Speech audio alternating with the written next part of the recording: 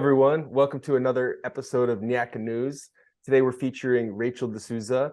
She runs Nyaka Canada, and we're going to hear about her history, how she got involved, and some more about Nyaka Canada and what is entailed for the future. So, Rachel, I'd love for you to just take it away. Tell us about yourself, where you come from, how you got involved with Nyaka, and how Nyaka Canada came to be. Good afternoon. Hi, Matt. Thank you so much for having me. So I will start by reintroducing myself, Rachel Souza, and I have been the Nyaka Canada Director since we started working on getting Nyaka registered in Canada in 2021. Your first question to me was how I came about all of this. I was born in Kenya, and my family moved to Canada.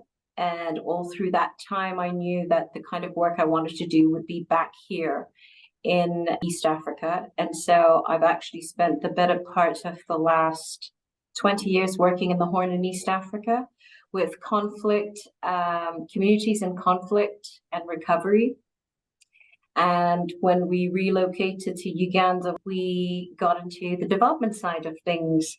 And being based here, you get to see a lot of the humanitarian aspects as well as the development aspects. Nyaka is an organization that is homegrown, started from the community, and that's something that I resonate with my background in rural development. And this led me to explore a little bit more in terms of how I could work together with the organization. While we were working on getting to familiarize ourselves with Nyaka, the pandemic hit, and we basically went into lockdown. And that was a very interesting period because a lot of us didn't know what was happening. We made the decision to stay here and continued to work with our colleagues in the Uganda program. Nyaka was looking for a part-time grant writer, and that's how I was connected to Nyaka. And as I started to learn and see all the programs and the work and the milestones that Nyaka had achieved over the last 20 years, that got me more and more interested in wanting to help and work together with the teams. It's an opportunity to bring the story of education and the power of family to Canadians and to allow them to participate in something that's quite special. We have an organization that started from very humble beginnings and has worked so closely with the community and managed to achieve so much on ground that is worthy of the support of not only Canadians, but for many, many years to come, because you can see the transformation on ground with the children that go through the experience of good, high quality education. And of course, the support, the family setting that allows these children to grow, to thrive, and to be nurtured. I think the two things that jump out to me in terms of the Nyaka experience for me has been the resilience and the ability to have 3 schools that allow children who would not necessarily have the opportunities to excel and to be given that opportunity to transform their lives.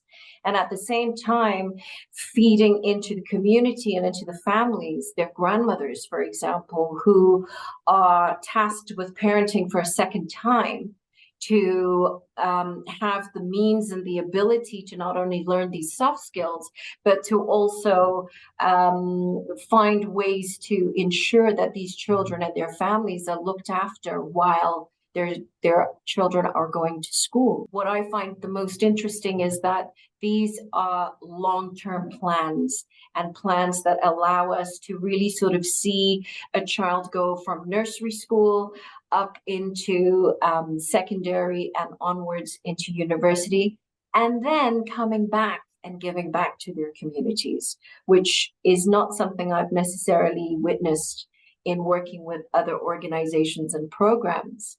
So I like the fact that these programs are full circle, We have pioneers that had started the two-roomed classroom and who have gone on to completing their education and come and given back to Nyaka, whether it's been working for Nyaka or assisting in another way and aspect.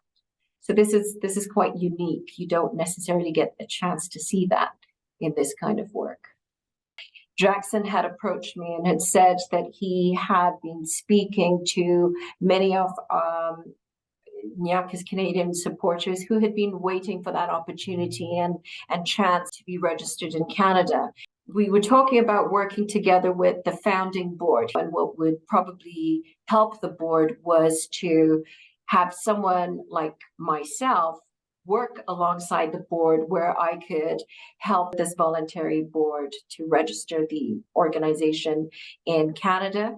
But also I have access to the field, to the programs, to the students that the board and Nyaka Canada is looking to sponsor, along with the home projects that Nyaka Canada is looking to fund for grandmothers and providing adequate shelter for these grandmothers that look after biological and non-biological grandchildren.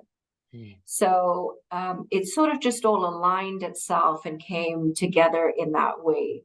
And we were able to work through the process and of getting Nyaka Canada registered in Canada as a charitable organization.